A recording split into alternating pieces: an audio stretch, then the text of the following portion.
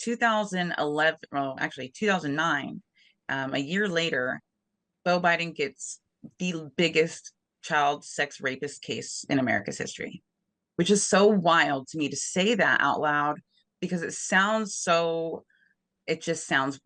bizarre. We all think Jeffrey Epstein or Jeffrey Dahmer or anything. We think of a lot of sickos, but you don't think of Earl Bradley. Right. Nobody thinks of Dr. Earl Bradley. Can we explain? And Can you that's tell us who that was? What they were up? What he was doing?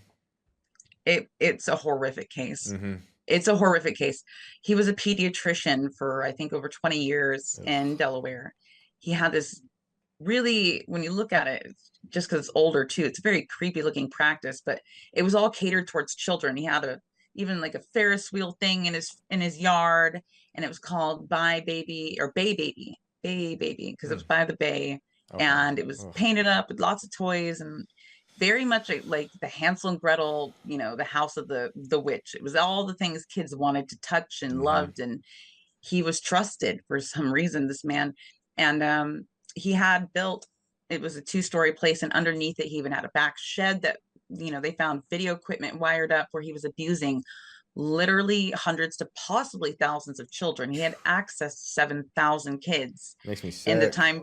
It's so sick. And they found 1,400 families of the children that came forward with Wow. medical evidence and allegations from the children that they had been sodomized, raped. Some of them had been made to do horrible things. And he was just every depraved thing you could imagine, other than like killing the kid. Other than Mm-hmm. that, like, but sexually, everything was on the table for this guy. Mm. And it's just sick because, and the way I described it to somebody was that Jeffrey Epstein's bad, but I fear a guy like this way worse, Yeah. because there's only a handful of rich billionaires with islands that can get away with the magnitude Epstein did. Mm-hmm. Very few. Chances of you personally having to deal with that, Yep. very, very rare. Every kid has a pediatrician.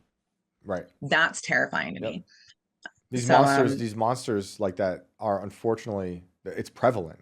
Like I'm saying at the beginning of the show, this evil has gone on forever and it's everywhere. No matter how modern we look today, we are still, as a society, filled with barbarians and these evil monsters that attack the innocence of children.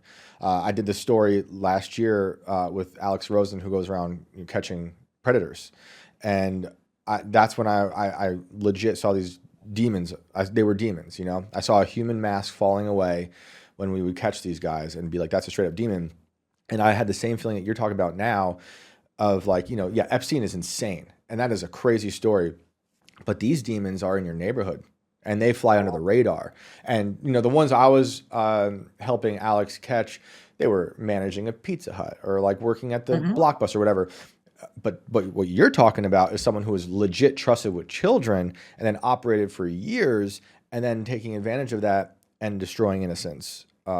It's insane. So where does it go now? Like that story breaks open and then Beau is put in charge of Beau that. heads in head first. He Mm, is horrified, as anybody I think would be. The entire area where the practice was was generationally scarred. I mean, it's been going on for decades, yeah. and he had wired up so many cameras that was just very much like the Epstein case. He was very, and it seems to be a common theme with a lot of these creeps, is they want to keep their trophies of that, Oh, I and didn't know that. that's He videotaped his stuff? he videotaped it. Oh, He had the golly. whole practice wired up, and he had a toy dungeon, Mm, if, for lack of better words, I think, but there's a toy basement. okay. But it was a dungeon. The parents didn't go down there, and so if the kid had to go do a X-ray or something that wasn't in that room, the kid and him would go alone, and he would take that opportunity, of course, to violate these children. And he had a they found buckets and buckets of these toys in this wired up cameraed room Mm, there. And he there were some instances they caught on camera where he needed less than 45 seconds to fondle children while the wow. parent was out of the room. Disgusting. He would take every opportunity. Wow. And it's disgusting. So Beau gets involved. He's the attorney general for Delaware, and he falls into this case headfirst. And when I say headfirst, from what I read, and this was what made me think, this is bizarre. I didn't know there was a redeeming quality in the Bidens, but from everything I've read and my understanding is, and some people might disagree with me, but I don't think that Beau was in by any means, at least not intentionally, trying to be harmful in any way. I think he really, from what the parents said, a lot of the parents testified that he gave all of them, all 1,400 of them, his personal cell phone number, personal address. Wow. He redesigned an entire new office to make it feel less threatening for the children and the families. That comforting colors, new furniture, soft things. And he really went above and beyond. Everyone said he was working himself to death on the case and to great success. The guy was sentenced to, thanks to Beau, was sentenced to 14 consecutive life sentences plus 165 years. Wow. And he also had to fight the city ordinance because the building that the practice was in Old Town District that was protected by the city and state as a historical site. He had to fight tooth and nail because they were not trying to let that. They're like, just, we'll board it up or something. But like I think it was like 6 months it took at least for them to change and allow, because the law was like, you can't do it. But he fought really, really hard, and they had it bulldozed down so that nobody would have to ever have anything happen in that building again. Wow. And I think that's extraordinary lengths to go through as an Yeah. attorney I general. think it's also worth noting just how important the Bidens are to Delaware. Like that's Mm-hmm. like their state. When I talk about Joe Biden being this eulogist, always bringing up his own grief and death, this man has spent decades even like talking about his own dead body in speeches. Talking about how when I die, he says they're going to write Delaware on my heart. Like Delaware is extremely important. So then imagine then the son of the man running, the senator of Delaware, doing that. What you're talking about, going after this, they call him the golden child, and we've seen Joe Biden literally weeping for Beau. I remember a Stephen Colbert interview he did years ago. I think it was 2015-ish, I want to say. They were asking him to run for president, and he said no in his speech. I thought it was rather moving at the time, although I'm not a fan of Joe Biden. I thought it was like, wow, he hears so much about whenever Beau died, I guess, and he wanted to take off because he couldn't run because Beau had died. But even looking back now, I don't see any mention of Joe Biden talking about any of this, what you talked about. No, no, What? and that's what bothers me. Yeah, Joe Biden has a long, well-detailed history of glorifying a past that didn't really exist, right, or fabricating and exaggerating to great lengths, basic details like, oh, I right. graduated top of my class. No, you didn't. You graduated at the bottom of your class. And, I was the only one on scholarship.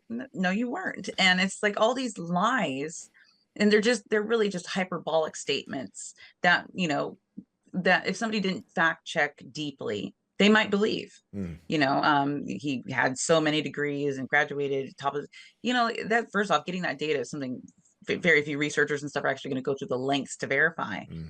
But every time we've verified, he's hyperbolic. Oh yeah, These things are lies, yeah. And you So think why wouldn't you bring this up though, when you have a chance to shine and be proud of your son for this incredible thing? right Wouldn't you brag about this? Your son put away the most prolific child rapist in America's history. in the state you were the senator of, Yeah. and you talk about how much you love or you love Delaware, and how much you want to help the kids. I mean, like, you have something you can totally champion that's provable that your son, whether he was a good person even outside of that, this, I agree, is obviously a good thing to put this evil person away. Like, Mm-hmm. why are you not championing this? Why is your administration not ever talking about this? You're saying this, some of this started in 2008, 2009. Your father is the vice president with one of the, Obama's just now getting in office. One of the biggest, it was huge when Obama got in. Everyone's all this hope and stuff. You'd think, I followed that pretty closely back then. I heard none of this then. Maybe I'm just totally forgetting. I don't remember any instance of Joe Biden or anyone in that administration talking about Beau.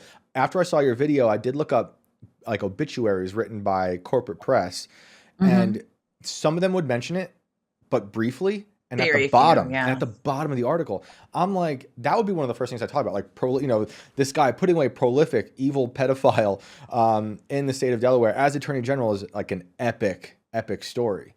But it Yeah. was at the bottom. It was like buried. I'm like, why?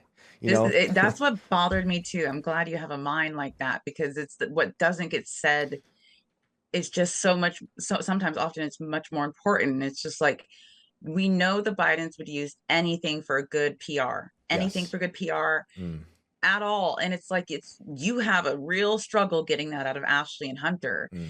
You know, you knew Beau was the shoe in to be the senator after you. You were hoping he was going to be president. I mean, this family really kind of molded themselves after being the Delaware version of the Kennedys. That's what they were, I think, aspiring to Yeah, be. for sure. With, you know, JFK would be, I guess, you know, John in this instance, or John would be Beau, and there's a lot of similarities. They both died at 46. Oh wow, yeah. They were both family men. You know, they were both well, obviously RFK was the lawyer, but he was the attorney general. So there's a lot of weird similarities between the Yes. Kennedys and this family. And you just have to wonder, like, of all the things Joe likes to brag about, which he has to lie to brag about. Hmm. You didn't have to lie to brag about this about your son. Right. You specifically chose to stay silent on it, Very which is weird. bizarre.